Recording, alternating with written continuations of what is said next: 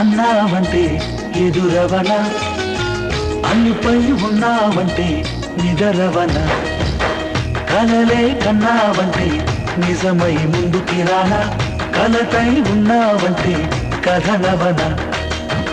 అమ్మలో ఉండే సగం అక్షరం నేనే, నాన్నలో రెండో సగం లక్షణం నేనే. అమ్మ తోడు నాన్న తోడు అన్నీ నీకు అన్నే చూడు, చెల్లిపోని బంధం నేనమ్మా చిటి చెల్లెమ్మా, వెళ్ళిపోని చుట్టం నేనమ్మా.